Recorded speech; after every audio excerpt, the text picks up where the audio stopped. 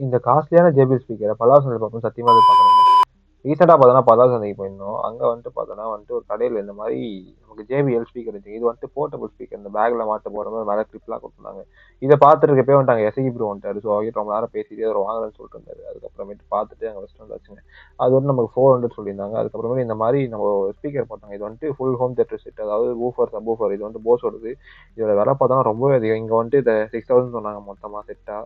அதுக்கப்புறமேட்டு இந்த மாதிரி ஒன் பிளஸோட ஏர்பட்ஸ் போட்டாங்க. இந்த மாதிரி ஒன் பிளஸ் நாங்கள் ஏர்பட்ஸ் பார்த்ததே இல்லை. ஒரு மாதிரி வித்தியாசமா இருந்துச்சு. நீங்கள் ஏதாச்சும் பார்த்துருந்தீங்கன்னா கமெண்ட்ஸ் இதை போட்டு விடுங்க என்ன மாடல் அப்படின்னு சொல்லிட்டு.